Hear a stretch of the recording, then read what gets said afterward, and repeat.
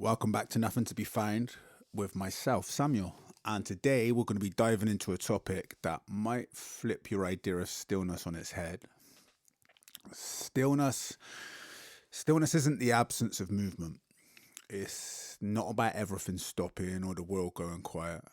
Because stillness in its deepest form is a kind of inner resting, like this presence beneath all the noise.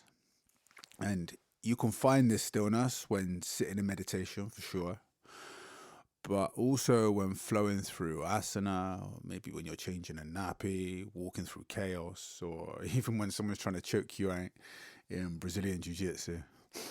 So, in this episode, we'll explore stillness through movement, through body, through breath. I'll share how this insight landed for me, not just in theory, but through lived practice. And we'll also look at what the yogic teachings, non-duality, and daily life can show us when we allow ourselves to stop waiting for silence and start noticing what's already still. So I actually discovered stillness in movement. And when I first got into yoga, I thought that stillness meant stopping, sitting completely still, empty in the mind, no movement, no noise, no mess. But it wasn't through sitting that I found that real stillness. It was through asana practice, so the physical movements of yoga. Now, if you're not familiar with the word asana, it originally means seat or posture, and originally it was the word used to formally take a seat in meditation, but these days it's the part of yoga that people mostly associate with stretching or flexibility probably, but it's more than just movement for movement's sake, because asana is a way of using the body as a doorway to presence, to breath, to awareness. And I remember flowing through familiar sequences, linking breath with each shape, and something started to happen beneath the movement, this kind of silence or a calm. And the mind stopped wandering because the body and breath were in sync. And beneath it all, there was this like subtle sense of stillness. Like the surface was moving, but the ground beneath it was completely still. And later in my practice, I started to incorporate pranayama, which is, for lack of better words, conscious breath work, and another layer of yoga, but this one, it works directly with energy and awareness. So the word prana means life force or vital energy, and ayama means to extend or to expand. So pranayama, or as you've probably heard it pronounced, pranayama, is a practice of expanding that life force throughout the body by guiding the breath. And then in doing so, guiding the state of your mind. So when I started practicing pranayama regularly, like especially slow, mindful breathing rather than the more forceful Wim Hof style breathing that's very popular today, that same stillness starts showing up even without movement. It was like I was being shown that stillness isn't this thing that you have to go out there and find. It's something that's always here, ever present. You just have to slow down enough to notice it. And that brings me to something from yoga philosophy, two ideas that help name what it is I was starting to experience, and that is Purusha and Prakriti. And let me break it down simply. So Prakriti is everything that moves, the world, the body, the breath, the mind, sensation, emotion, all form, all change. And then Purusha is awareness itself, the witness, the one that watches it all, pure presence, still, unchanging. So in a yoga pose, your body might be moving, shaking, stretching, realigning. That's Prakriti. But the part of you that's calmly aware of it all, that's Purusha. And the beauty of the practice is that it helps you feel the difference. Not just understand it, but experience it, embody it. So for me, that was the first time I felt stillness, not as the absence of movement, but as that something deeper, like something underneath, a quiet watcher behind the doing. And it's been there always. It's been there all along. And this realization doesn't just happen on the yoga mat, because one of the places that I felt presence most clearly, sharply even, is in Brazilian Jiu-Jitsu. So imagine someone trying to snap your arm off in an armbar. There's movement, sometimes chaos, sometimes stillness. But inside it all, I'm calm. There's a deep presence, an awareness of my breath, my body, their body, a dance. There's movement, there's pressure, but there's also this intense clarity. And this is what yoga philosophy calls tapas. And no, not the Spanish type, but the internal heat or fire that arises when we're under pressure. It's not suffering for the sake of it. It's challenge that sharpens awareness. It's about refining your attention, like the rolling in jiu-jitsu. When someone's trying to choke you, you're not scrolling your mind wondering what the fuck you're going to cook for dinner. You're here, fully, just letting intensity burn away the excess. So only presence remains. And there's another yogic idea, dharana, which means focused concentration. That state when everything else just falls away and awareness becomes one-pointed. So in those rolls, when the breath stays steady and awareness sharpens, it's not just moving, it's meditating. Even if it looks like combat, stillness, again, right in the heart of the motion. And when I first started meditating, I thought the goal was to silence everything, block out all thought, control, clear the mind.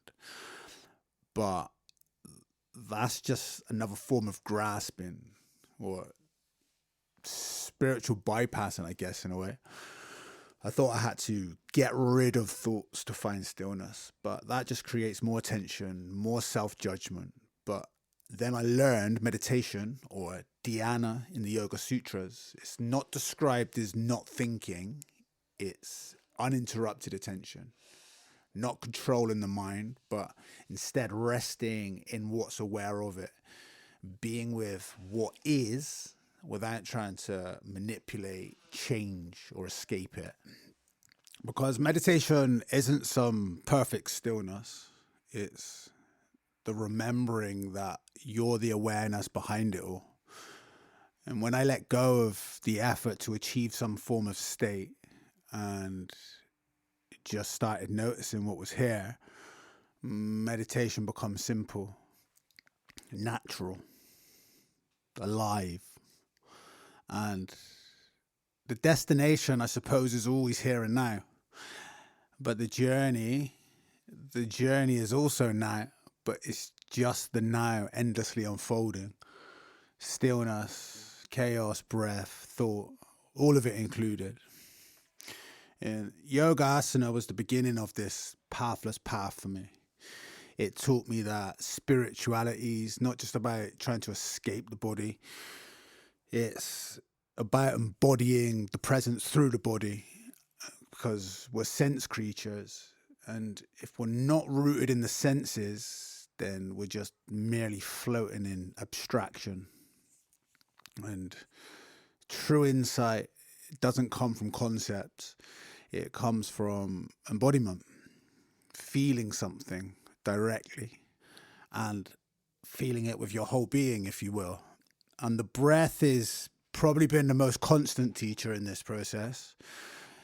More often than not, it's the first thing that tells me like how I'm really feeling. Like before the mind can name it, before the mind conceptualizes it, it's always there. And it doesn't need me to believe in anything. Like it just invites me to notice. And in yogic philosophy, we talk about the koshas, or the layers of the self, these sheaths. And the outermost is the Annamaya kosha, which is the physical body.